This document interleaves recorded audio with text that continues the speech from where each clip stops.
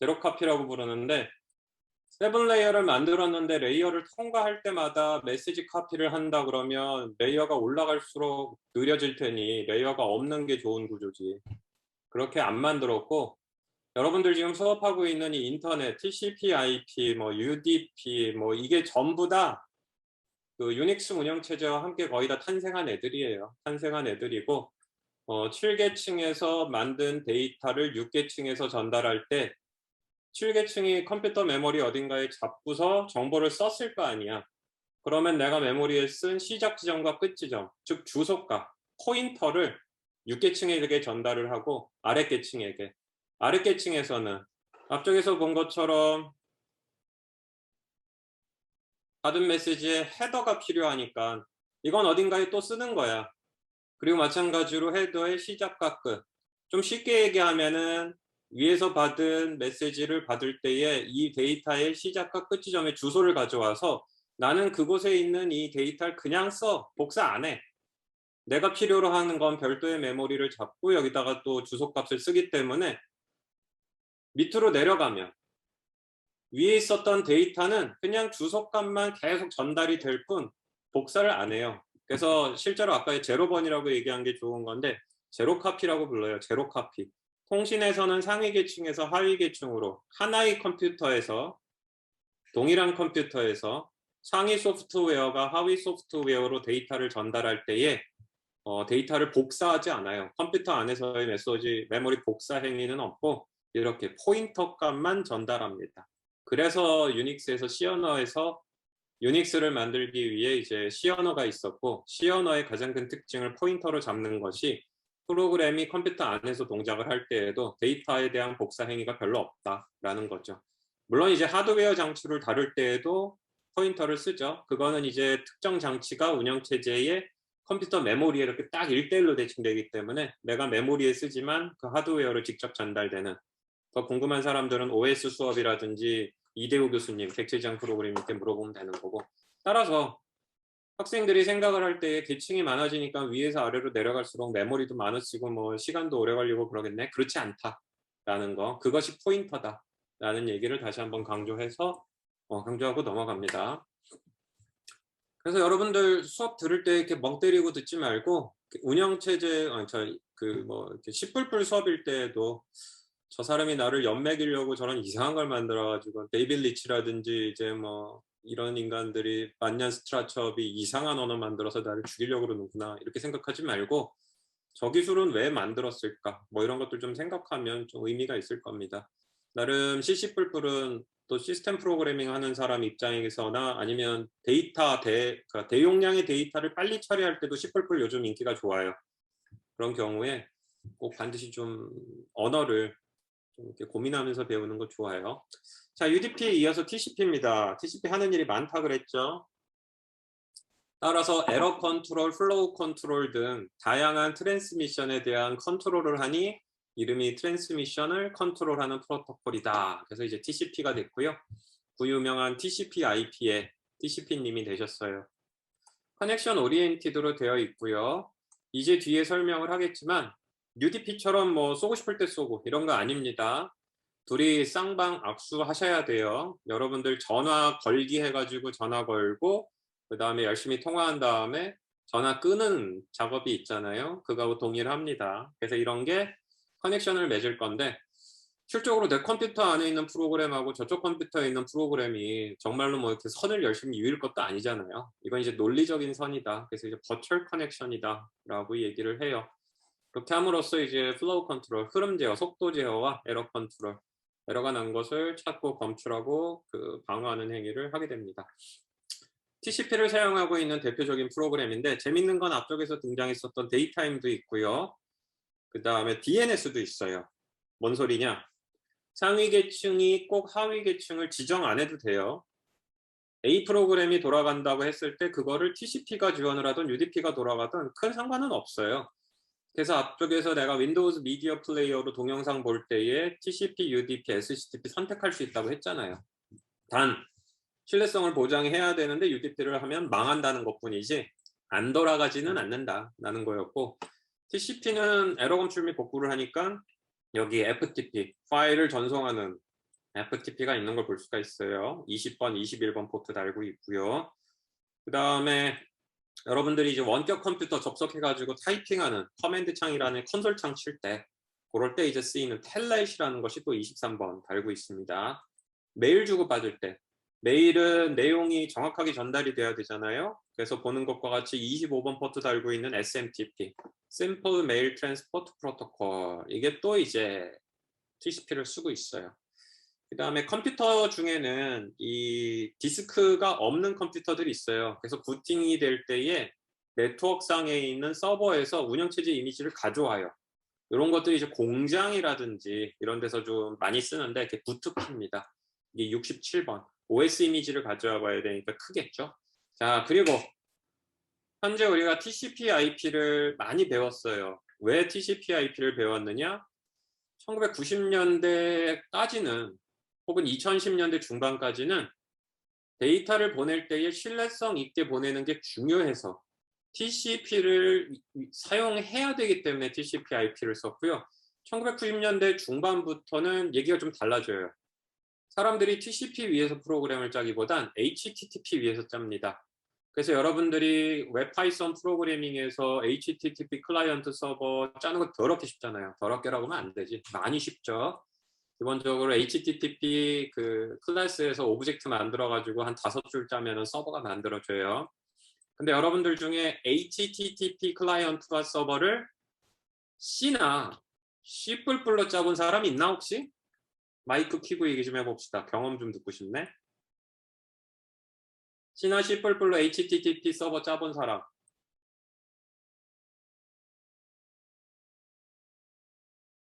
없을 거예요. C++로 HTTP 서버를 만든 오픈소스 소프트웨어 프로그램이 있는데, 가장 잘 만든 게 페이스북에서 만든 거였고, 페이스북에서 C++로 HTTP 서버를 짰더니 아파치 서버나 뭐 이런 거 대비 10배 성능이 나왔어요. C++는 그만큼 막강한 언어입니다. 단, C++ 같은 언어에서는 기본적으로 HTTP 라이브러리가 제공되지 않아요. 최근에 만들어진 언어들은 기본적으로 HTTP를 디폴트로 제공을 합니다. 파이썬, 뭐, 다트, 뭐, 기타 등등의 언어들. 하지만 C++인 경우에는 그런 걸 지원하지 않아요. 그래서 굉장히 개발이 어렵고요. 따라서 기본적으로 개발은 어렵지만 성능을 끌어올리기에는 되게 좋은 또 그런 장점들이 있죠. 근데 여기서 각설하고 HTTP가 결국은 대세가 돼서 사람들이 프로그램을 TCP 위에서 짠다기보다는 HTTP 위에서 짜요. 현재 여러분들이 동영상을 보는 것도 HTTP 라이브 스트리밍이라고 그래서 HLS. 애플이든 구글이든 상관없어요. 다 HTTP로 동영상 보냅니다. 파일도 HTTP로 주고받아요, 사실. 그래서 인터넷 트래픽의 거의 97%가 HTTP 트래픽이고요. HTTP가 TCP를 쓰겠다고 선언을 했어요, 처음에. 왜 그러느냐? 신뢰성 있는 보장이 필요하지만 나는 직접 짜고 싶진 않아. 이게 이제 HTTP를 만들었었던 팀 버너스-리의 생각이었고, HTTP를 단순하게 하기 위해서 TCP를 썼어요. 그래서 복잡한. 따라서 1990년대부터 2010년대, 2020년대에 TCP를 왜 쓰냐? HTTP 1.1이 TCP를 쓰니까 그렇게 된 겁니다. 그래서 TCP/IP라고 얘기하는 건 너무 여러분들 나이에 안 맞는 고도한 얘기고, HTTP 1.1과 HTTP 2가 TCP를 쓰기 때문에 현재 TCP를 써요. 그리고 이 수업의 후반부에 가면 HTTP 3를 얘기할 건데, 놀랍게도 HTTP 3는 UDP를 씁니다. 실제로 현재 그 유튜브 클라이언트하고 서버 사이의 트래픽을 보면 동영상이 다 UDP예요. UDP. 그 위에서 스스로 뭔가를 짰어요. 자, 그래서 HTTP가 TCP를 쓰는 가장 대표적인 5계층 이상의 프로그램이고요. HTTP 1.1과 2.2, HTTP 1.1과 2가 2.0이라고 얘기하면 안 되고 2가 결국은 TCP를 쓰기 때문에 우리가 이 TCP를 굉장히 많이 지금 다루고 있다. 그 HTTP 포트 넘버는 80입니다. 그래서 서버에 80번이 열렸는지 확인한 다음에 공격하는 행위들이 가능해서 80보다는 이제 8080이나 8081 뭐 이렇게 바꿔서 쓰는 경우들이 회사에 많죠. 자, TCP 커넥션 오리엔티드라고 얘기를 했어요. 그리고 벌처 커넥션을 맺는다. 그리고 이런 프로세스를 쓴다라고 얘기를 했고, 자 그래서 TCP는 샌딩 프로세스와 리시빙 프로세스가 있으면 이렇게 파이프를 열어주고 버추얼 커넥션이에요. 둘이 통신을 하자라고 하면서 이렇게 버추얼 커넥션을 만들고 여기에다가 트래픽을 쭉 흘려보내는 걸 알 수 있습니다. 재밌는 건 여기 스트림 오브 바이트 스트림 오브 바이트라고 돼 있죠. 스트림이 흘러가는 걸 얘기를 하고 바이트가 흘러가는 강 같은 존재다라고 얘기를 하는 거가 있고요. 그래서 TCP를 스트림 오리엔티드 프로토콜이다라고 또 부르기도 해요. 자, 그래서 연결 설정 및 해제 과정을 가지고 있는 TCP 보고 있는 것과 같이 버퍼는 있어요. UDP에도 버퍼는 있었으니까. 근데 보게 되면은 스트림 오브 바이트라 그래서 송신단과 수신단의 버퍼를 이렇게 파이프로 연결을 한 걸 볼 수가 있고요. 앞쪽에서는 큐 하나 그려놓고선 달랑 끝났는데 여기는 좀 복잡한 설명이 있는 거가 나와 있으니 무슨 얘기냐. 화살표가 큐브를 향하고 있는 요곳에 분홍색으로 되어 있는 애들을 보면 not sent죠. 보내지 않은 거예요. 그러면 얘네들은 어디서부터 왔어요? 이 뒷부분에 누군가 쓰네요. 샌딩 프로세스가 버퍼에다 데이터를 쓰면 이렇게 차곡차곡 쌓여요. 근데 보게 되면은 분홍색은 프로세스가 썼는데 아직 안 보낸 겁니다. 앞에는 회색 처리되어 있는 애들이 있는데 보게 되면은 sent예요. 보낸 거예요. 보냈고 next byte to sent인데 다음에 보낼 첫 번째인 거죠. 그리고 프로세스가 원해서 쓰기는 썼는데 아직 못 간 애들이 있는 겁니다. 보냈는데 왜 가지고 있느냐? 상대방한테 보냈으나 얘가 잘 받았다고 알려주지 않는 한 가지고 있어요. 왜 그래요? 못 받았다고 하면 혹은 에러가 났다고 하면 재전송해야 되니까. 에러 컴출 및 복구. 에러가 났으면 복구한다는데 TCP는 복구를 어떻게 하느냐? 다시 보내요. 상대방이 제대로 못 받았다고 하면 다시 보내요. 따라서 보냈지만 상대방이 아직 잘 받았다 못 받았다를 얘기하지 않은 것을 유지하고 있다가 못 받았다고 하면 다시 보내고 잘 받았다고 하면 지우는 거죠. 그리고 보는 것과 같이 메모리가 원으로 되어 있죠. 자료 구조에 이런 거를 원형 큐, 서큘러 큐라고 얘기하잖아요. TCP한테 무한한 메모리를 버퍼로 줄 수 없기 때문에 대부분 유한한 버퍼를 주고 유한한 버퍼는 보는 것처럼 서큘러 큐 구조로 만듭니다. 운영체제 하나 만들려고 자료구조 같은 알고리즘들이 다 정립이 돼서 여러분들이 50년이 지나 괴로움을 겪고 있다. 하지만 그것이 이미 이렇게 운영체제 안에서 아직도 살아 숨쉬고 있다라는 겁니다. 받은 쪽에서는 어때요? 받은 쪽에서는 열심히 받은 거를 쓸 거예요. 근데 앞에 뭐가 있네요. not read예요. 안 읽어간 거예요. 프로세스는 본인이 읽어가야 되는 시점에서 읽어갑니다. 무조건 읽어가지 않는다 그랬어요.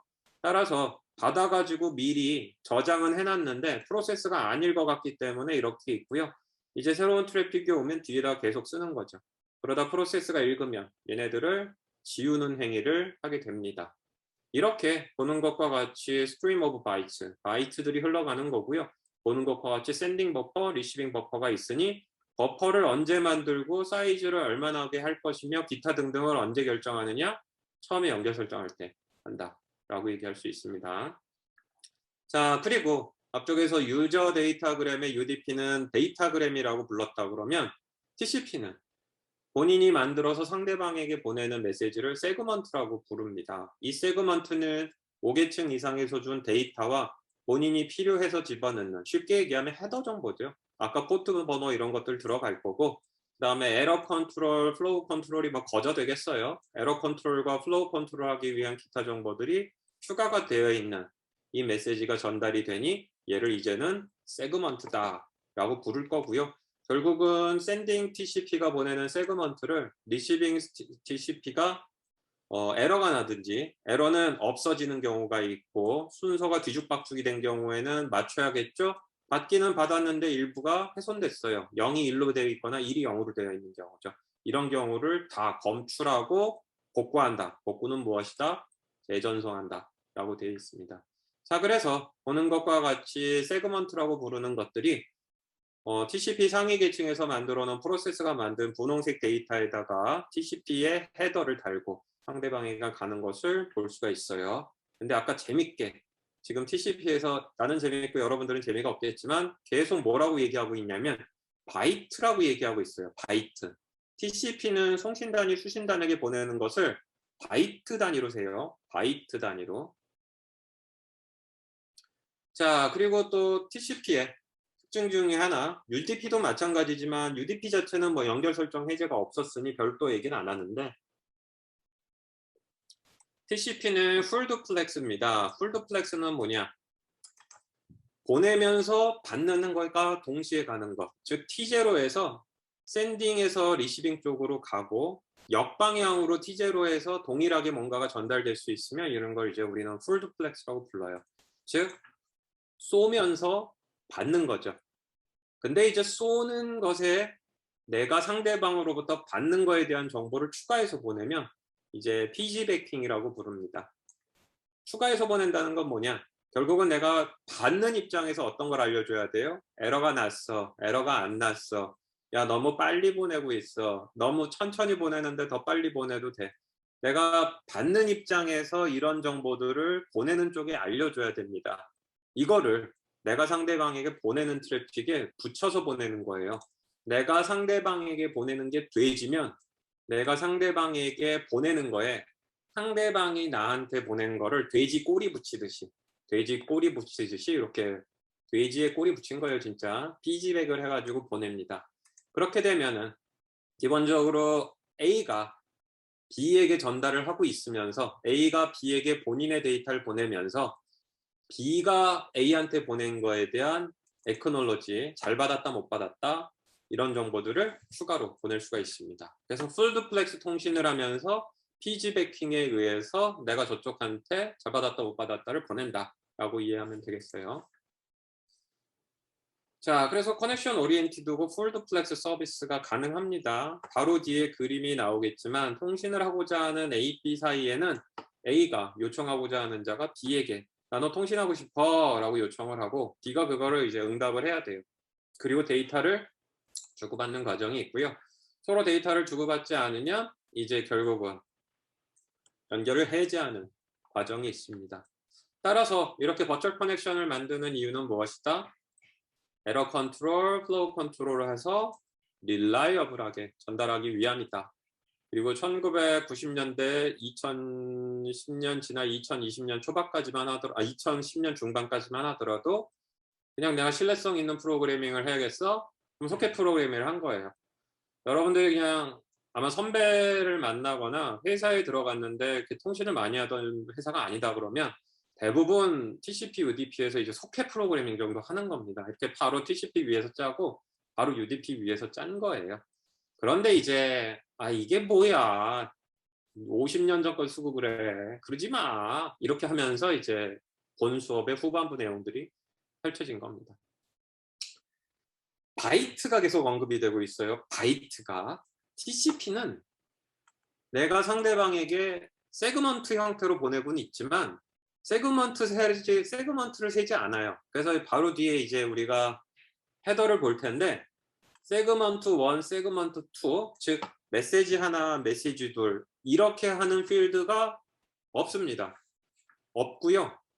기본적으로 내가 쟤한테 보내는 바이트의 개수를 세요. 바이트의 개수를. 그래서 바이트를 몇 개 보냈고 상대방이 바이트를 몇 개 받았고 이런 식으로 셉니다. 그래서 뒷부분에 보면은 세그먼트에 분명히 뒤에 가서 보면 여기에 시퀀스 넘버가 있어요. 이 시퀀스 넘버는 뭐다? 내가 지금 데이터를 실어 나르는데 이 데이터가 내가 지금 시작을 해가지고는 0번째 바이트, 1번째 바이트, 2번째 바이트 이렇게 순서가 있었을 거 아닙니까? 그렇다 그러면 커넥션을 만들고 상대방한테 파일을 하나 보낸다? 그러면 큰 파일 중에 내가 지금 보내는 이 데이터는 몇 번째 바이트가 맨 앞에 있다 라고 써서 보내요. 몇 번째 바이트가 맨 앞에 있다 라고 얘기하고 랭스 필드가 별도로 존재를 하기 때문에 랭스 필드에다가 사이즈를 적습니다. 따라서 내가 파일을 내가 지금 보내고 있는 게 1004번 내가 보내고자 하는 데이터가 예를 들어서 200바이트인데 첫 번째 바이트의 순서가 1004라면 시퀀스 넘버가 1004로 해서 찍혀요. 1004로 해가지고 뒤쪽에 예제 그림이 있을 거예요. 그래서 예제 그림을 먼저 보면 데이터에 대한 건데 8001번째 바이트부터 9000번째까지 바이트를 보내는 세그먼트예요. 그러면 시퀀스 넘버는 8001입니다. 따라서 이 메시지 세그먼트가 성공적으로 도착을 하면 클라이언트가 보내는 다음 데이터는 9001번째 바이트부터 가겠죠? 그러면 보는 것과 같이 두 번째 세그먼트의 시퀀스 넘버는 9001이에요. 이게 워낙에 메시지 베이스였다면 이게 1번, 2번이었겠지만 TCP는 그렇지 않아요. 바이트를 세요. 그래서 8001번째 바이트가 나가는 데이터. 첫 번째로 9001번째 바이트가 들어가 있는 데이터. 이런 식으로 셉니다. 그 다음은 여기 있는 것처럼 만이니까 그 1001인데 요거는 이제 데이터가 아니어가지고 이렇게 돼 있어요. 자, 따라서 TCP는 보는 것과 같이 세그먼트 형태를 취하고는 있지만 첫 번째 세그먼트, 두 번째 세그먼트라고 하지 않고요. 여기에 시퀀스 넘버가 있는데 이 시퀀스 넘버는 바이트의 개수를 센다 라고 우리가 이해해야 돼요. 재밌는 건 교수님이 얘기할 땐 0번째 바이트, 1번째 바이트라고 얘기했지만 시작 번호는 랜덤 셀렉트 합니다. 그래서 원래는 파일 하나가 있고 0번째 바이트가 맞긴 맞는데 통신에서 보낼 때에는 랜덤 넘버를 띄워가지고 랜덤 넘버 1004 그러면 첫 번째 바이트를 1004로 시작을 해요. 하게 돼 있고 우리가 헤더가 필드가 이렇게 유한하기 때문에 무한하게 뭐 이렇게 시퀀스 번호를 달 수는 없어요. 그래서 서큘러하게 합니다. 증가하다가 제로로 돌아오니 결국은 0에서 2의 32승 빼기 1까지 계산을 해가지고 우리가 2의 32승만큼의 시퀀스 번호를 넣을 수가 있고요. 2의 32승 마이너스 1을 넘어서는 바이트는 다시 0, 1, 2, 3, 4 이렇게 하는 거를 우리가 알 수 있죠. 그래서 우리가 만약에 1057이 랜덤 넘버로 첫 번째로 만들어졌고 거기서 6000바이트를 실은 세그먼트를 보내면 데이터는 이제 시퀀스 넘버가 1057이 달려나가는 거고요. 맨 마지막 바이트는 7056번에 해당하는 애로 우리가 이제 시퀀스 넘버를 이해할 수 있다라는 거죠. 배열의 이름을 우리가 프로그래밍을 할 때 더하기 1 하거나 더하기 2 할 때 먹히는 이유가 숫자여서 그래요. 그 숫자가 의미하는 게 뭐예요? 그 배열의 첫 번째 엘리먼트의 주소값이고 더하기 2를 하게 되면 그 엘리먼트의 특징에 맞춰서 그 1번째, i번째로 띄는 거죠. i번째로. 그냥 1바이트 더하는 게 아니에요. 그게 똑같은 거예요, 지금. 지금 보여주는 TCP에서 보는 것처럼 그 시퀀스 넘버가 포인터하고 똑같다고 보면 돼요. 현재 세그먼트에 들어가 있는 시퀀스 번호는 컴퓨터 메모리의 포인터가 가리키는 것처럼 이 세그먼트가 실어나는 데이터의 첫 번째 바이트의 번호를 알려준다라고 이해하면 됩니다. 자, 다시 해서 바이트 단위다라는 거 얘기했고요. 이미 설명을 했지만 이 세그먼트가 실어나르는 데이터의 첫 번째 바이트의 시퀀스 넘버를 이 세그먼트의 시퀀스 넘버로 취한다라는 거 얘기했고 그 다음에 보내는 쪽에서는 시퀀스 넘버 내가 너에게 보내는 거야 라고 이제 보내는 건데 받는 쪽에서는 acknowledge number라는 거를 쓰게 됩니다. acknowledge number는 뭐다? 앞쪽에 예를 들면 네가 보낸 1057번째 바이트부터 7056바이트까지 잘 받았어. 따라서 내가 지금 받고 싶은 건 7057이야. 컴퓨터 네트워크 수업 전공한 학생들 FSSN 이 수업에서 또 중간고사 기말고사에서 시퀀스 넘버는 무엇일까요? 그럼 대부분 이제 또 7056 이러고 아무 생각 없이 얘기하는 학생들이 있을 텐데 통신 시스템에서 잘 받았다 못 받았다는 내가 마지막으로 받은 7056을 되는 경우는 거의 없고 7056까지 잘 받았으니 7057 내놔. 이게 acknowledge number입니다. 그래서 여기 보게 되면은 expected예요. expected. next byte를 expect 하는 거를 알려주는 경우입니다. 자, 그래서 TCP의 헤더인데 가장 기본적이지만 중요한 소스 포트, 데스티네이션 포트가 있고요. 내가 현재 보내는 데이터의 첫 번째 바이트에 시퀀스 번호인 시퀀스 넘버가 있어요. 처음 보낼 때는 랜덤 넘버 제너레이션을 한다고 그랬고, 이건 내가 보내는 데이터에 대한 거고, 상대방으로 보내는 것에 대해서, 상대방이 보낸 시퀀스 넘버에 대해서 내가 잘 받았다. 잘 받았다는 의미는 네가 보낸 마지막 거에 다음 거를 줘. 이게 이제 acknowledge 넘버가 됩니다. 따라서 이 네 가지를 설명을 했고요. 윈도우 사이즈는 뒤에 그림으로 설명을 할 건데, 이게 플로우 컨트롤이에요. 플로우 컨트롤. 즉 많이 보낸다, 적게 보낸다. 천천히 보내라, 빨리 보내도 돼. 이걸 이제 윈도우 사이즈에서 뒤에 설명을 할 거고요. 여기 빨간 비트로 되어 있는 게 1로 되어 있느냐 0으로 되어 있느냐에 따라서 특수 목적을 가집니다. 따라서 지금 보고 있는 게 이게 2바이트 16비트고요. 이게 길게 잡으면 32비트예요. 한 칸으로 잡게 되면은 기본적으로 1비트입니다. 1비트. 따라서 우리가 비트 처리가 가능한 프로그램을 해야지 TCP, UDP, IP 다 할 수 있는 거고요. 비트 처리가 가능한 언어가 많지 않죠. 가장 잘하는 언어가 C++. 그래서 쓰는 겁니다. 쓰는 거. 러스트 같은 언어가 이제 서버 프로그래밍에서 인기가 있고 시스템 레벨 프로그래밍에서 인기가 있는데, C++라는 사람이 굳이 러스트를 해야 되나? 그래서 이제 이전하는 경우는 잘 모르겠고, 신규로 진입하는 사람인 경우에는 이제 러스트를 좀 쓰는 경우가 있죠. 고 다루는 학생들이 있는지 모르겠지만 이제 수업 뒷부분에 유일하게 하나의 예제 HTTP3가 고가 나올 거예요. 고가 나오는데, 고는 이제 서버 쪽 프로그래밍에 거의 이제 뭐 징기스칸처럼 이제 영토를 확장하고 있는데, 어플리케이션 프로세스를 짤 때는 확실히들 강한데, 확실히 이제 밑으로 내려갈 때는 이 C++ 외에는 좀 대안이 없다라고 얘기할 수 있고요. 통신하는 사람들이 그래서 C++를 손에서 놓을 수가 없는 이유도 있습니다.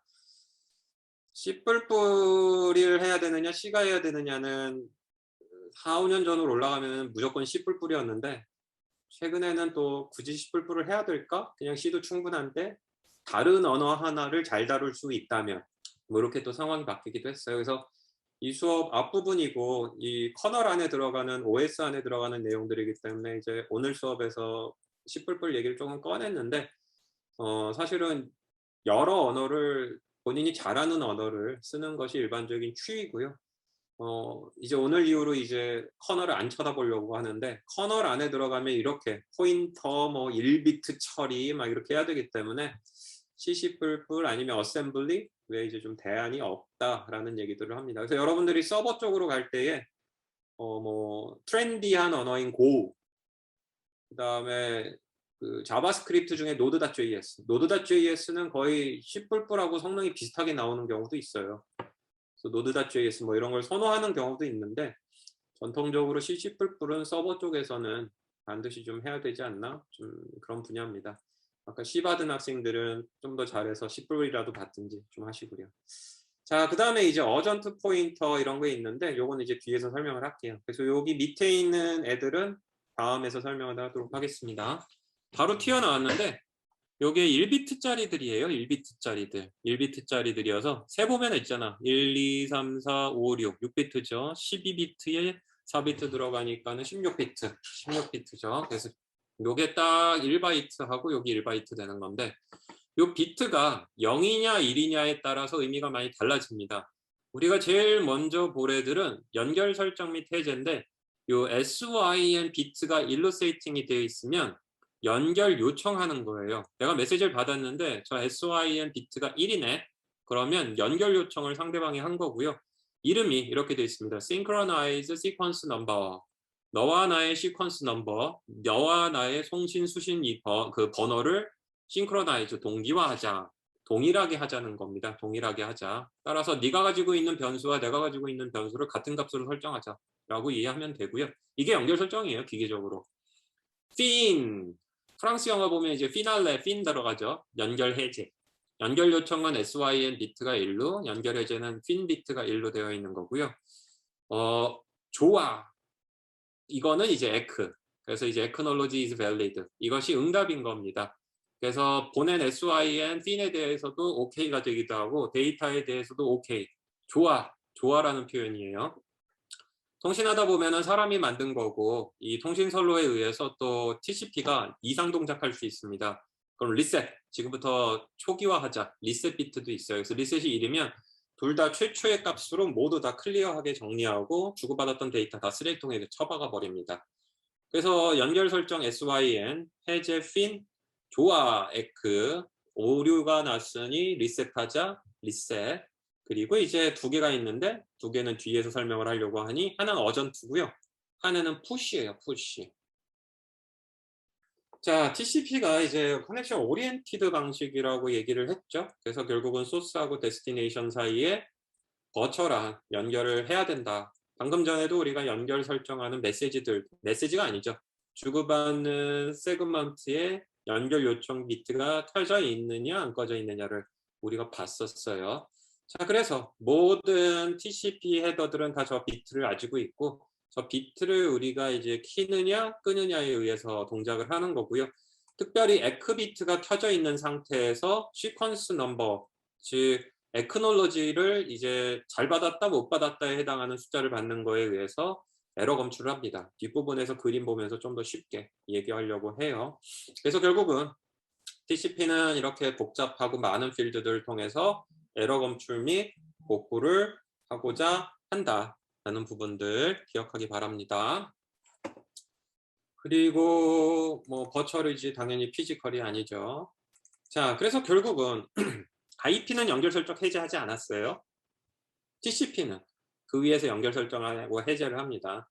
따라서 상위 계층이 신뢰성을 보장해야 된다고 해서 밑에 있는 계층이 덩달아서 신뢰성을 제공할 필요는 없어요. 밑에 있는 계층이 어떠냐에 맞춰서 신뢰성을 보장해야 될 본인이 그것을 하냐 마느냐에 대한 거지, 무조건 신뢰성이 보장되는 거 밑에는 또 신뢰성이 보장되는 거, 이런 건 아니다라는 겁니다. IP는 그런 애예요. 신뢰성이 보장 안 되고 연결 설정도 안 되고 순서도 뒤죽박죽이고. 자, 그러면 이제 연결 설정하는 것으로 우리가 한번 가보도록 합시다. TCP는 앞서에서 얘기했던 것처럼 이제 full duplex로 동작을 합니다. 동시에 주고받을 수가 있어요. 그래서 앞쪽에 피지배킹이 있다 그랬잖아요. 내가 보내면서도 상대방으로부터 받을 수 있으니 상대방의 받은 것과 관련된 정보를 내가 보내는 거에 동시에 섞어서 보냈었죠. 그래서 보는 것과 같이 이제 두 개의 머신이 있고, 그러면 이제 상대방과 이쪽 TCP는 동시에 이제 송수신하는 것이 가능합니다. 대신 이제 연결 설정 및 해제라든지 이런 것들은 둘이 데이터를 송수신하기 전에 미리 해야겠죠. 자, 그럼 이제 살펴봅시다. 지금 보고 있는 게 연결 설정 및 해제 과정입니다. 연결 설정 과정입니다. 요거 안 해도 돼요. 중요한 거는 처음에 씬이 날아갈 때 씬 비트가 켜져 있어요. 첫 번째 세그먼트에 씬 비트가 켜 있고, 이게 뭐다? 클라이언트가 서버에게 연결 요청을 한 겁니다. 서버가 받으면 보는 것과 같이 네가 보낸 씬 연결 요청에 대해서 에크, 오케이, 너의 연결을 내가 받아들이겠어 라는 겁니다. 요 페어의 의미는 따라서 클라이언트가 보낸 데이터를 서버가 받을 수 있어요. 요것만으로도 의미가 있고요. 근데 서버가 또 S를 보냈죠? 이거는 뭐냐 하면 네가 나한테 보내는 거에 대한 응답은 에크인데 나도 너에게 보내겠어. 따라서 내가 너에게 보내는 것도 받아들여. 그러면 이 S에 대해서 A로 오케이, 내가 보낸 S에 A로 응답을 해서 내가 너에게 보내는 게 가능해졌고, 네가 보낸 S에 대해서 나도 에크를 보내니 이제부터는 네가 보내는 것도 내가 받겠어 라고 합니다. 그리고 실질적인 데이터는 없지만 이때에 내가 만약 처음으로 만들었던 랜덤 넘버에 의해서 시퀀스 넘버가 정해지고요. 8000부터 지금부터 내가 쏘는 데이터는 8000부터 시작할 거야. 바이트 단위로. 그러면 에크가 오죠? 오케이. 다음에 8001조. 성공적으로 받았으니 다음 걸 조가 이 에크에서 이 에크 시퀀스의 넘버가 이렇게 되는 거죠. 얘는 거꾸로 나의 연결 설정 SYNS를 신청해서 보내고요. 내가 보낼 데이터는 랜덤 넘버를 제너레이션해서 15000번부터 시작하기로 했어 라고 전달을 합니다. 그러면 클라이언트가 서버에게 그래? 그러면 지금 보는 것과 같이 15001로 보내는 걸 알 수가 있죠. 재밌는 건 TCP도 그렇고 UDP도 그렇고 실제로 통신을 맨 처음 시작하는 거가 클라이언트하고 서버 중에 누가 연결 요청을 하는 것으로 되어 있죠?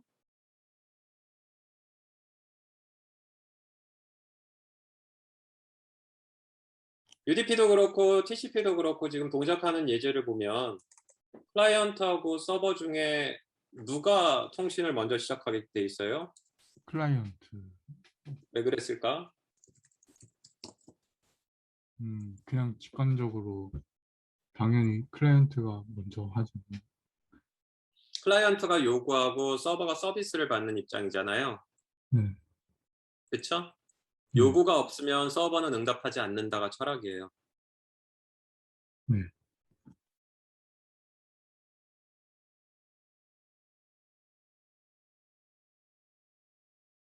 구글은 뭐 해서 돈 버는 회사지? 일단 검색 엔진을 제공하는 걸로 알고 있습니다. 그리고 또 여러 가지 서비스들. 가장 먼저 시작했고 여전히 꾸준하게 제일 큰 돈벌이는 뭐냐고. 제공하는 기능 말고.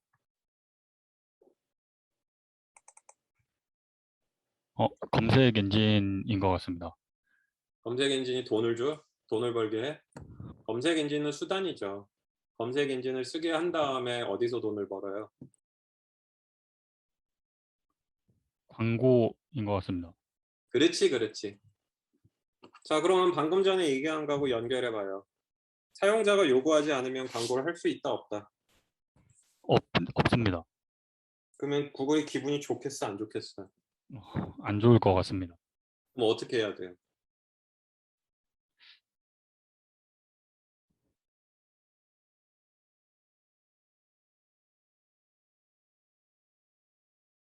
클라이언트가 요청을 안 해도 막 광고를 쏴줘야지. 예, 그렇습니다. 그래요. 여기까지 질의 응답한 거고.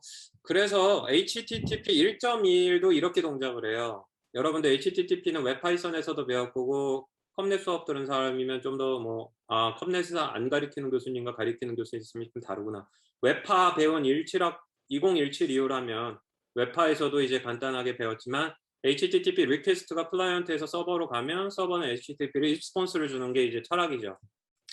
다 이런 식이에요.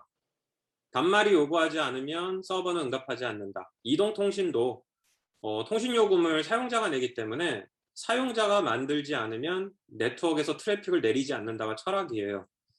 안 되잖아 이러면 서버가 약 오르기 때문에 HTTP2 나중에 배울 텐데 바꿨어요.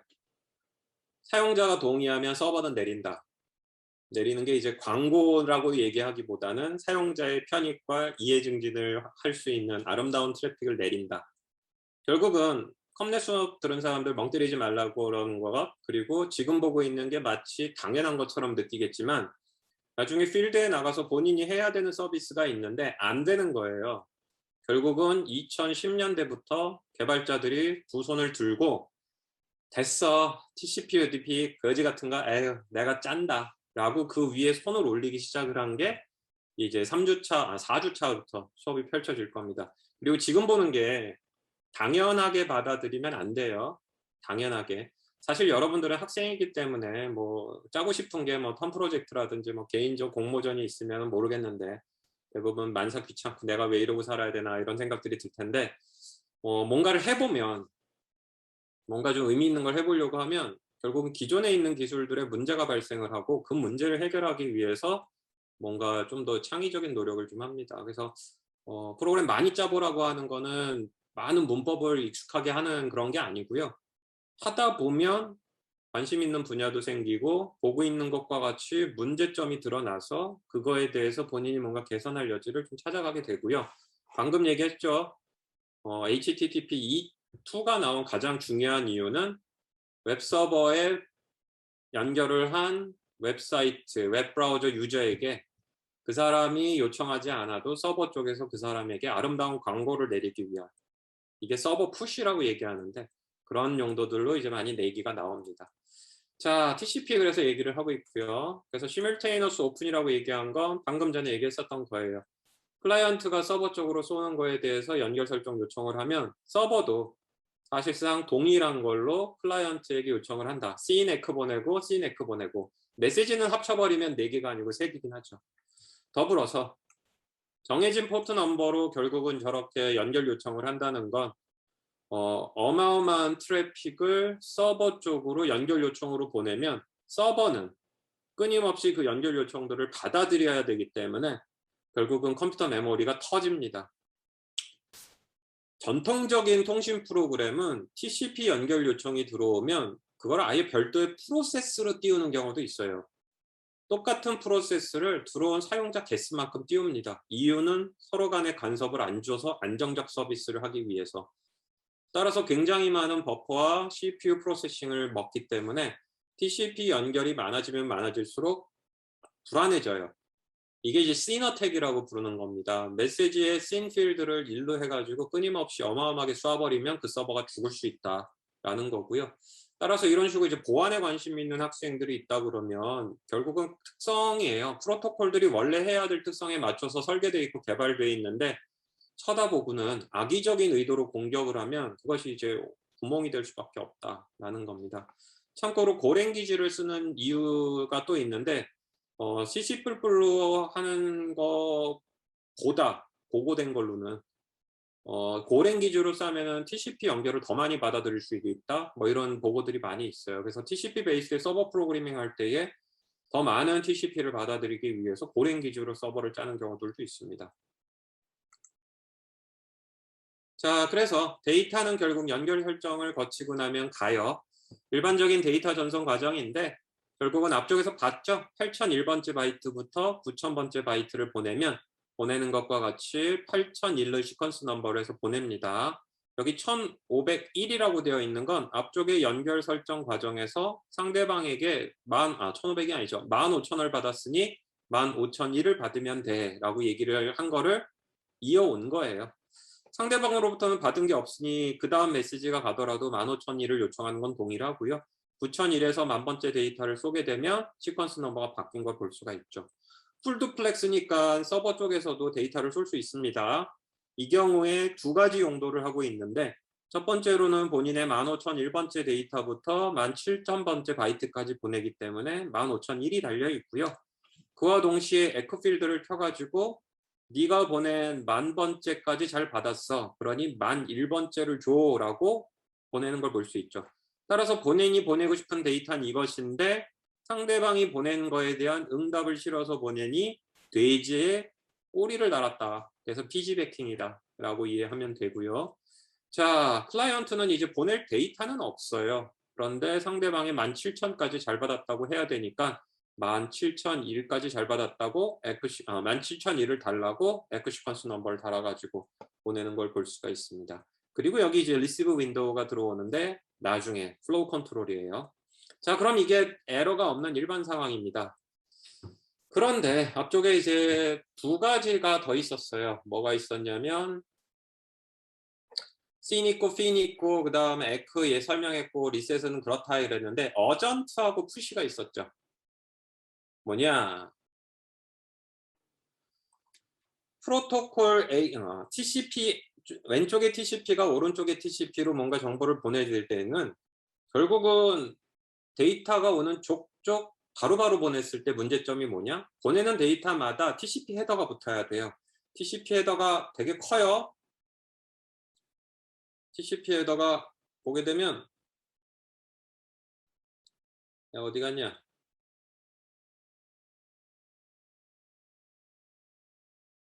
TCP 헤더가 되게 큰 걸 볼 수가 있어요. 소량의 데이터가 왔는데 그걸 바로바로 보내면 사실은 배보다 배꼽이 더 클 수가 있어요. 그래서 TCP들은 통신 링크의 효율을 좋게 하기 위해서 특히나 옛날에 굉장히 저속 링크였기 때문에 일정 시간 단위로 버퍼가 쌓이면 어느 정도 충분히 쌓이면 그때그때 보냈어요. 따라서 실시간으로 보내지도 않고 천천히 보내는 앱니다. 안정적으로 링크 효율 빡빡 올리면서. 그런데 내가 급하게 보내야 될 데이터가 있으면 어플리케이션에서 푸시 리퀘스트를 합니다. 지금 당장 밀어내. 그러면 TCP가 기다렸다가 보내지 않고요. 바로 내보냅니다. 바로 내보내고 어전트 데이터인 경우에는 또 내가 보내면서 어전트를 세팅해서 보내면 상대방도 마찬가지로 받아가지고 천천히 쌓아놓고 뭐 이렇게 시간 보면서 이제 하는데 어전트 하면은 받은 것을 바로 어플리케이션 쪽으로 밀어내게 돼 있어요. 그래서 이렇게 빨리 보내야 될 데이터를 푸싱하고 어전트 처리하는 게 있으나 교수님 통신 인생이 25년에 육박하고 있는데 한 번도 본 적은 없다. 그래도 필드는 있으니까 설명은 한다 라고 이해하면 될 것 같아요. 연결 설정하고 에러 없는 상황에서 데이터 주고받았고 연결 해제하는 겁니다. 연결 해제는 핀비트를 켜서 보내면 에크함으로써 클라이언트가 서버로 보내는 송신은 끝났어요. 그러면 서버에서 클라이언트 쪽으로 보내는 송신도 끊어야겠죠? 여기에 에크 보내면서 동시에 핀 보냅니다. 이거에 의해서 에크를 받으면 이제 서버도 클라이언트 쪽으로 보내는 행위를 못해요. 근데 클라이언트가 지가 다 보내놓고서는 이렇게 연결을 해제해버렸는데 아니 나는 아직 보낼 게 남아있네? 저치사한 저렇게 떠나보낼 수가 없는데 그러면 여기에 핀비트를 쓰지 않습니다. 즉 핀을 별도의 메시지로 분리했어요. 이걸 쪼갠 거예요. 너는 보낼 거 없으니 연결 해제하는 거 오케이인데 나는 보내리라. 그러면 서버에서 클라이언트로 데이터를 쏘고 클라이언트가 에크라든지 기타 등등은 해요. 데이터를 못 보낼 뿐인지. 그리고 서버가 이제 나 다 보냈으니 이제 피날레를 장식하고 에크를 받으면 연결을 해제를 하는데 이게 half close 상태입니다. half close. 반은 해제돼 있고 반은 열려 있는 거예요. 풀 두플렉스의 데피니션은 왼쪽에서 오른쪽으로 오는 걸 모두 다 막아버린다가 아니고 풀 두플렉스는 데이터가 오고 가는 거고 이렇게 half close 상태가 되더라도 서버는 데이터를 쏘고 클라이언트는 에크를 쏘는 행위는 계속할 수 있어요. 자, 그러면 이제 우리가 플로우 컨트롤을 구경하러 왔습니다. 플로우 컨트롤은 보고 있는 그림을 가지고 이제 설명을 하려고 해요. 자, 왼쪽과 오른쪽 사이에서 통신을 하는 그림이 나와 있고요. 이거 아니야, 미안해. 자, 클라이언트하고 서버가 있습니다. 연결 설정부터 보려고 해요.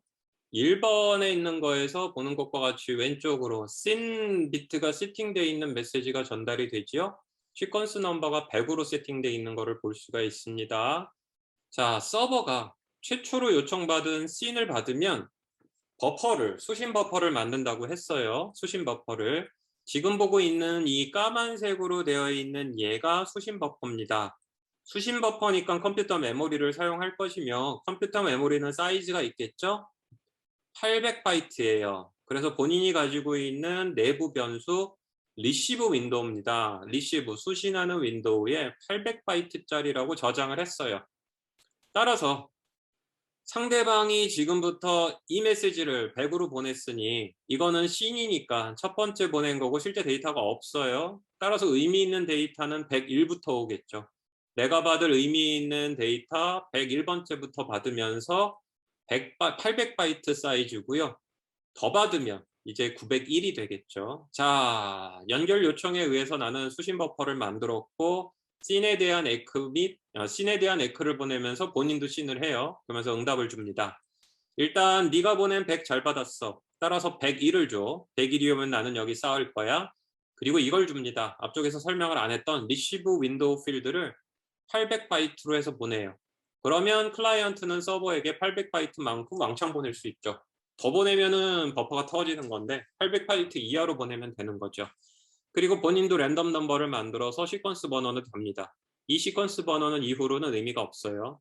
자, 그렇게 해가지고 받으면 얘도 수신 버퍼를 만들겠지만 이 경우에는 클라이언트에서 서버로 쏘는 거에 대한 플로우 컨트롤이기 때문에 그 부분은 삭제되어 있습니다. 자, 그러면 클라이언트는 서버의 수신 버퍼에 대응하는 송신 버퍼를 만듭니다. 송신 버퍼. 송신 버퍼는 보는 것과 같이 내가 처음으로 이제 쏴야 될 첫 번째 바이트의 번호 1101이 있으면 상대방이 800바이트 받을 수 있다고 했으니까 800바이트만큼 씁니다. 이것만큼 쏘는 거고 이거 넘어가서 못 쏴요. 이것 이하로는 쏠 수 있죠. 그리고 나서 본인 응답을 주죠. 너 1000으로 시작하지? 오케이. 1001번부터 이제 줘. 그리고 본인이 또 수신 버퍼가 있으면 그림으로는 안 나왔어요. 그림상으로 본인이 이제 수신 버퍼인 2000을 보냅니다. 이건 이제 의미가 없습니다. 그림상으로는. 자, 이제 보낼 데이터가 있어요. 200바이트짜리입니다. 200바이트를 보낼 거예요. 재전송을 해야 되니까는 일단 본인의 송신 버퍼에 씁니다. 101번부터 200개를 썼으니까는 300까지 저장이 될 거고 301부터 저장이 가능한 추가로 쏠 수가 있겠죠. 자, 그리고는 데이터를 101 달고 데이터 200바이트 보냈습니다. 잘 받았어요. 받자마자 위로 보내지 않는다 그랬습니다. 일단 버퍼를 저장해요. 수신 버퍼에. 101에 해당하는 애부터 까만색이 없죠? 데이터를 저장을 한 거예요. 따라서 까만색은 뭐다? 비어있는 공간이다. 200바이트를 일단 저장을 했으니 다음번에 오면 301부터 올 건데 수신 버퍼 사이즈가 200바이트만큼 잡아버렸으니까 600바이트가 남았죠? 따라서 서버는 클라이언트로부터 600바이트 이상 받으면 안 돼요. 오버플로우예요. 600바이트 이하로는 받아도 되죠. 따라서 응답을 줍니다. 네가 지금 보낸 101에서 300까지 잘 받았으니 301을 줘. 그러면서 내 수신 버퍼 사이즈는 이제 800이 아니고 600이야. 그러면 상대방은 트랜스미터인 경우에는 그래? 그러면 일단 하나를 알죠? 200바이트 잘 받았네. 그러면 쏜 거에 대해서 응답이 제대로 왔으니까 재전송이 필요 없죠? 버퍼를 비워버립니다. 하지만 수신단이 600바이트만큼만 받을 수 있다고 했으니까 301에서부터 600바이트만큼만 쏠 수 있는 거예요. 여기 지웠다고 얘가 뒤로 갈 수가 없어요. 얘가 허락을 해야지 뒤로 갑니다. 뭔 소리를 하고 있는 거예요? 결국은 서버의 버퍼가 터지지 않는 방식으로 통신하고 있는 거죠. 하나가 더 들어가 있습니다. 300바이트를 더 추가로 보내요. 재전송을 하기 위해 송신 목표에 저장을 하고 쏩니다. 잘 받았는데 그 사이에 200바이트 중에서 100바이트를 위에서 가져갔어요. 하지만 100바이트가 남은 상황에서 300이 더 왔네요. 그래서 수 보는 것처럼 처음에 100바이트 아직 못 처리했고 추가 300이 왔으니 애시당초 800이었지만 400이 남아있어요. 결국은 수신 버퍼는 400밖에 없습니다. 따라서 나는 400까지밖에 못 받아. 이렇게 본인의 수신 버퍼의 사이즈를 서로 알려줌으로써 보내도 된다, 안 보내도 된다 이런 것들에 대한 제어를 할 수 있으니 이게 흐름 제어입니다. 흐름 제어는 서로의 속도가 데이터를 보내는 양이 차이가 나가지고 수신단이 죽는 거를 방지하기 위한 거다라고 얘기할 수 있죠.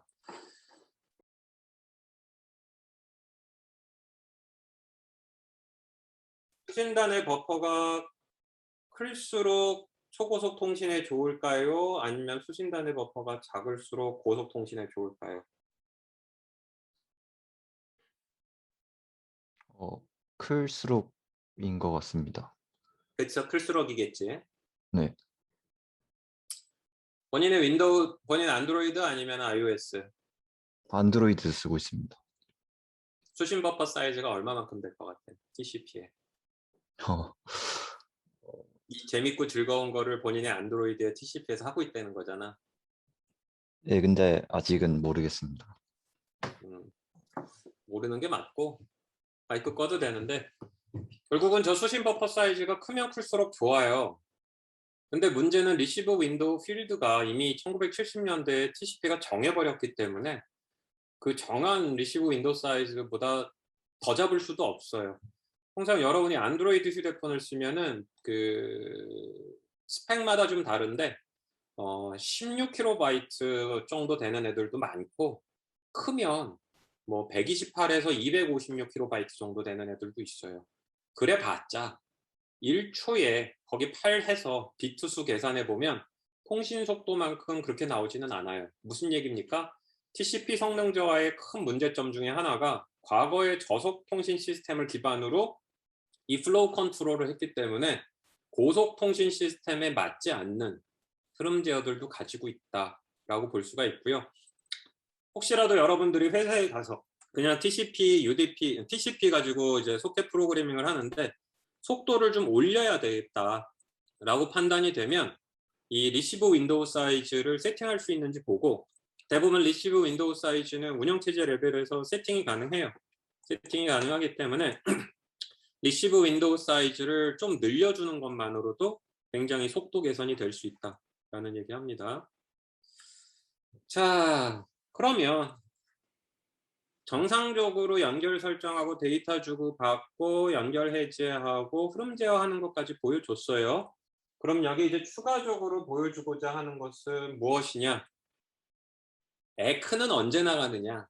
에크는 언제 나가느냐는 겁니다. 자, 보게 되면 기본적으로 클라이언트가 룰 1에 의해서 메시지를 보냈어요. 서버가 마찬가지로 폴드 플랫스 방식으로 시퀀스 넘버가 늘어났잖아. 데이터를 1000바이트 보냈습니다. 그럼 에크는 언제 나가느냐?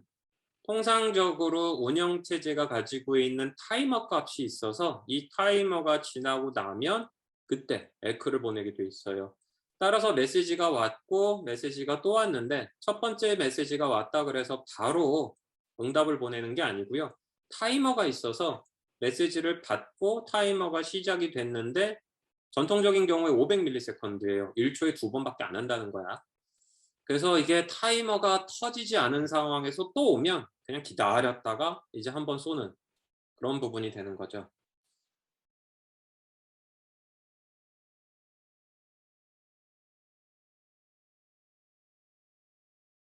타이머 베이스로 해가지고 이렇게 에크를 보냈을 때 장점은 뭘 것 같아요? 바로바로 응답하지 않고 일정 주기 단위로 하는 거의 장점.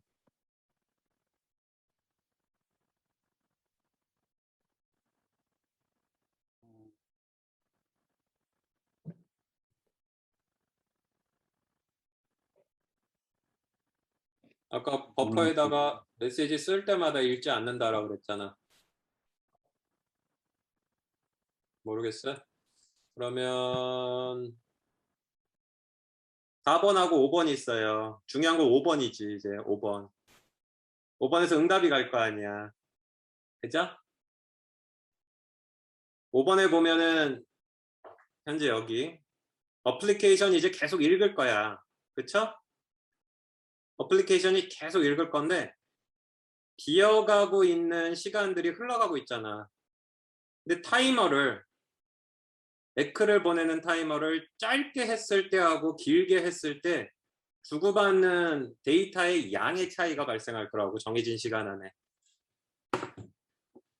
서버 입장에서 지금 막 어플리케이션 읽어가고 있어요. 그래서 리시브 윈도우가 이제 점점 커질 거야. 수신 가용 사이즈가 커져요. 그거를 빨리 알려줬을 때하고 느리게 알려줬을 때가 무슨 일이 벌어지냐고 얘기하고 있는 거거든. 극단적으로 속도가 10기가비트 per second인데 리시브 윈도우 사이즈가 1KB 그러고 에크 타이머가 1초라 그러면 1초에 1KB 보내는 거 외에 더 못 보내잖아요. 맞죠?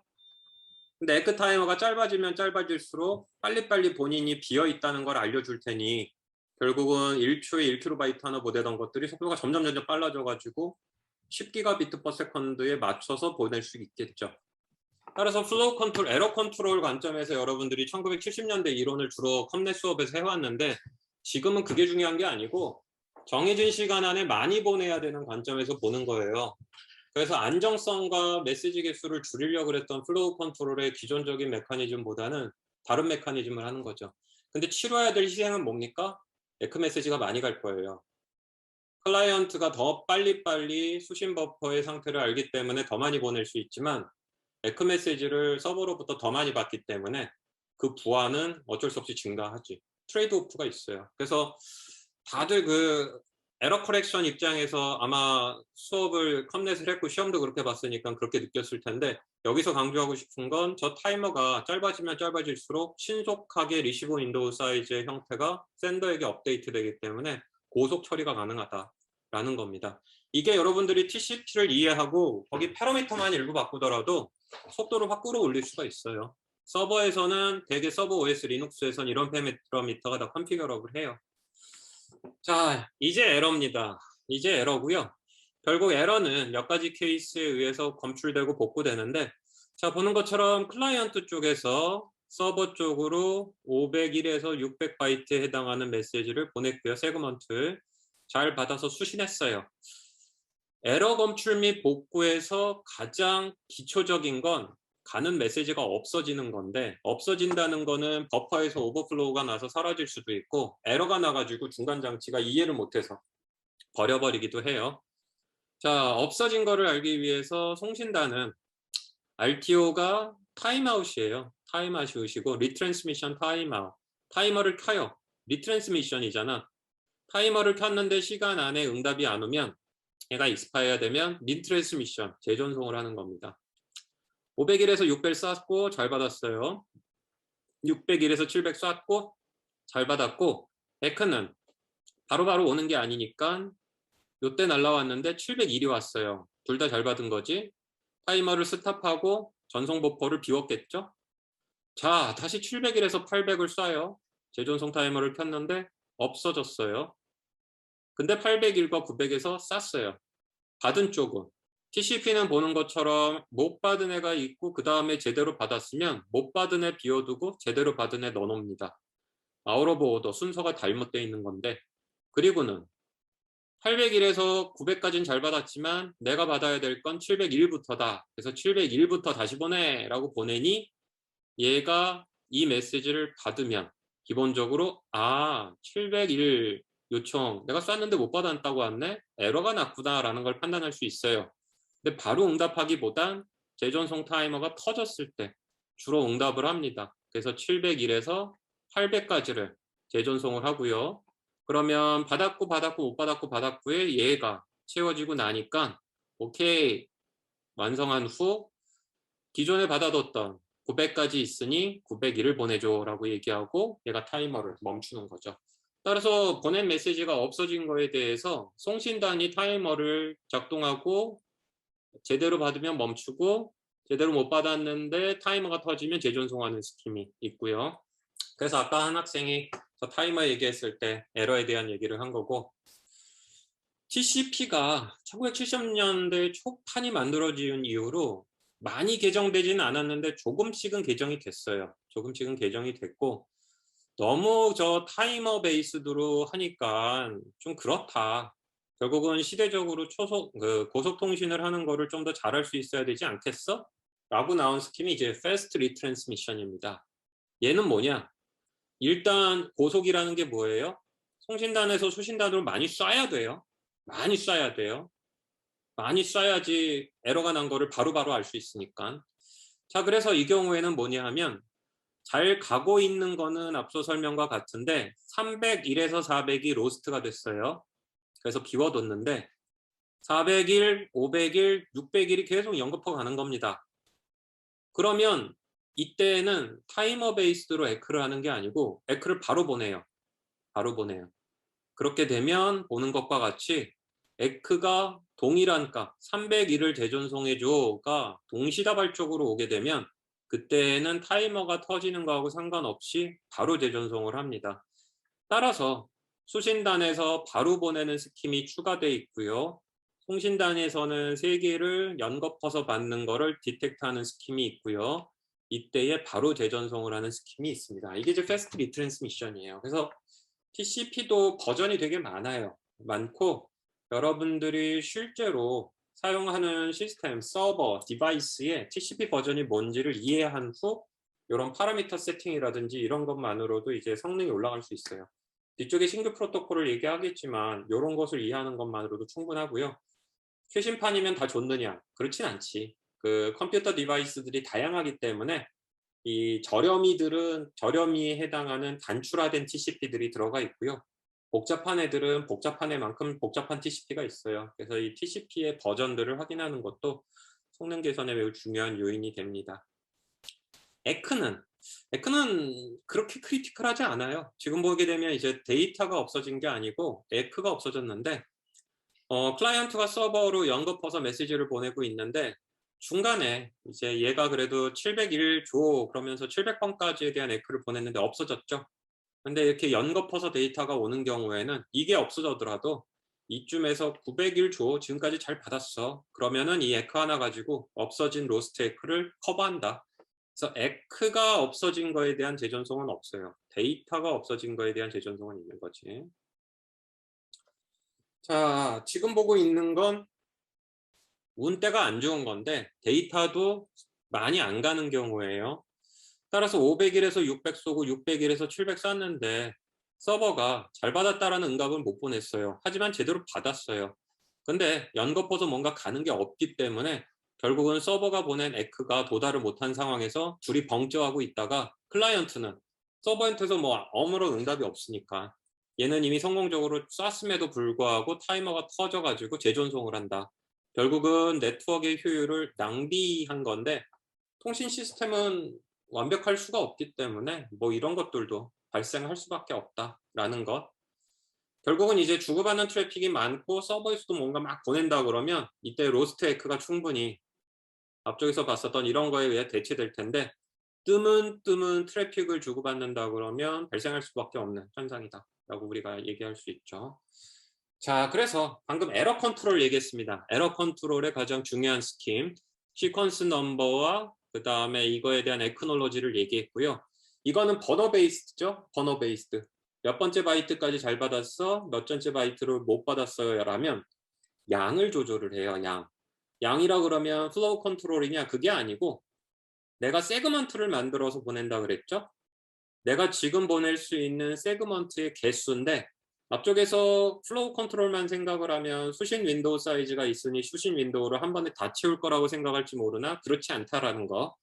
상대방이 충분히 많은 리시브 윈도우를 가지고 있다고 할지언정 샌더는 한 방에 그거를 다 채울 수 있는 양을 보내지 않고 보고 있는 것처럼 조절을 하는데 첫 번째 조절하는 스킴은 세그먼트 하나 보내다가 2개를 동시에 쏴보다가 4개를 동시에 쏴보다 2의 배수로 쏘는 양을 늘리고 있죠. 한 개는 세그먼트 4개 쏘다가 하나 더 쏘다가 하나 더 쏘다가 하나 더 쏘는 거예요.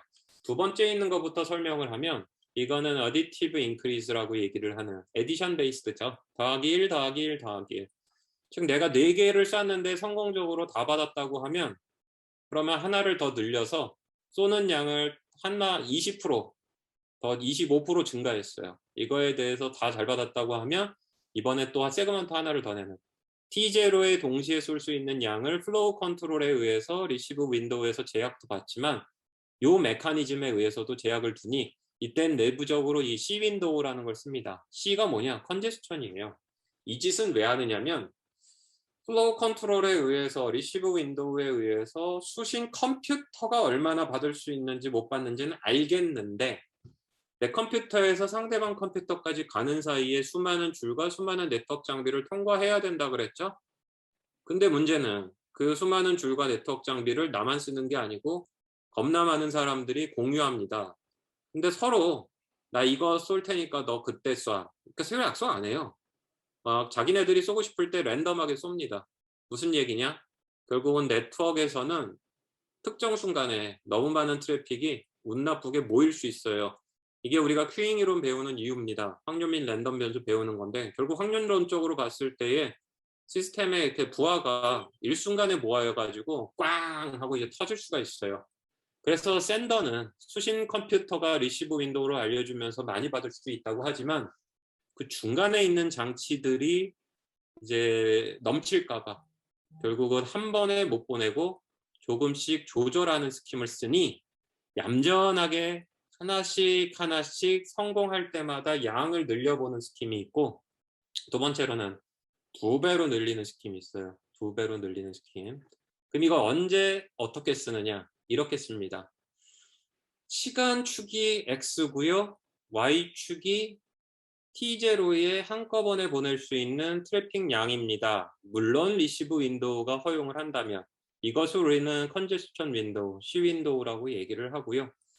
처음에 시작을 할 때는 상대방이 수신 버퍼가 충분하다고 하더라도 세그먼트 하나 보내봐요. 성공적으로 잘 받았네요. 그러면 C 윈도우의 값을 2개로 올려요. 2배로. 그리고 2개를 동시에 보내봐요. 성공적 응답이 잘 왔어요. 그러면 조금씩 자신감을 갖는 거예요.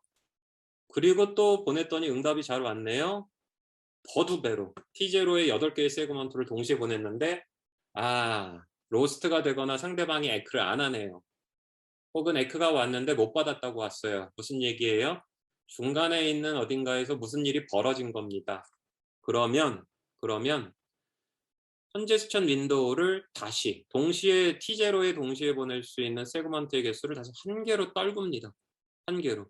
그리고 다시 곱하기 2를 하는데 이때에는 우리가 한번 에러가 난 경험이 있기 때문에 이 에러 났을 때 해당했었던 컨제스천 윈도우의 값 8을 2로 나눈 값 4.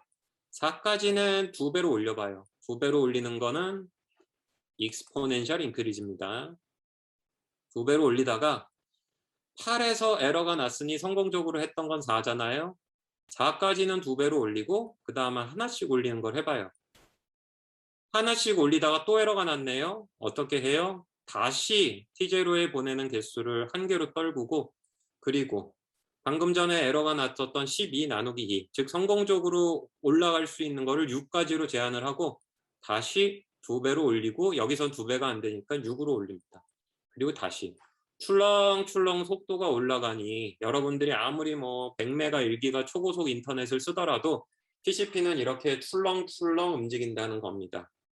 단 이게 전통적인 TCP 타호 버전이고요. TCP도 버전이 여러 개 있다 그랬어요. 여기에 르노 버전이 되면 르노는 가장 큰 특징이 Fast Retransmission, 아까 얘기했었던 Fast Retransmission을 합니다. 그 경우에는 보고 있는 것과 같이 하나씩 인크리즈 하는 이 구간에 아래로 뚝 C 윈도우는 1이 되지 않고요. Fast Retransmission을 해가지고 한번 출렁을 낮게 해서 바로 속도를 올립니다. 결국은 이렇게 함으로써 전체적인 속도를 평균을 낸다 그러면 위쪽으로 좀 올라가게 있죠. 얘보다는. 이렇게 함으로써 르노보서는 속도를 더 올릴 수 있게 돼 있어요. 따라서 여러분들이 사용하는 시스템에 혹은 디바이스에 서버에 TCP 버전이 무엇인지 알고 이해하는 것만으로도 충분히 성능을 올릴 여지가 있죠. 결국은 이제 이것이 TCP의 가장 큰 문제점이에요. 파이가 피지컬이 열심히 하고 맥이 열심히 한다 치손 결국은 TCP가 이렇게 네트워크 상황을 봐가지고 출렁출렁하기 때문에 이제 문제가 있는 거죠. 결국은 우리가 서버에서 파일을 하나 다운받을 때 내가 TCP 줄을 하나 가지고 있으면 저런 식으로 다운을 받고 있다라는 걸 이해할 수가 있어요. 클라이언트 프로그램과 서버 프로그램 사이에 TCP 연결을 복수로 만드는 거예요. 복수로. 그리고 예를 들어 TCP 연결을 4개 만들었다면 서버에서 파일을 쪼개. 똑같은 파일인데 4개의 서브 파일로 쪼갠 다음에 그거를 동시에 써버리는 거죠. 그래서 아까 내가 통계적 다중화를 물어봤잖아. 통계적 다중화. 사실상 통신 링크에 별 문제가 없는데 저렇게 출렁출렁하기 때문에 따라서 파일을 쪼개서 4개를 동시다발적으로 TCP 세션 4개 보내버리면 결국은 속도가 4배까지는 아니지만 약 3.x까지 올라가고요. 실제로 HTTP 1.1 이제는 2가 많이 쓰이고 있지만 1.1에서 전통적으로 쓰는 전송 기법이에요. HTTP 1.1이 웹브라우저가 웹서버에서 파일을 다운받을 때 TCP 세션을 병렬로 확 열어가지고 동시다발적으로 받아요. 이게 이제 HTTP 2.0으로 가면은 또 다른 철학으로 바뀌긴 하지만 아무튼 여러분들이 회사에 갔을 때 전통적 TCP를 쓰는데 속도를 올릴 수 있는 방법 중에 가장 쉬운 건 서버하고 클라이언트 간의 TCP의 개수를 늘리면 속도는 올라갈 수밖에 없다라는 정도입니다. 자, 그래서 오늘자로 이제 TCP까지 마쳤고요. 이제 다음 시간부터는 이제 전통적인 OSI 7계층이나 TCP 얘기를 했으니까 이제 다음 단계로 이제 넘어가는데 아주 전통적인 소켓 프로그래밍부터 이제 시작을 하도록 할 거예요. 그리고 이제 강의 노트 보면 다음 시간부터는 이제 설명 예시 자료에 저게 있어요. 코드가 있어가지고 그 코드를 보면서 하려고 합니다.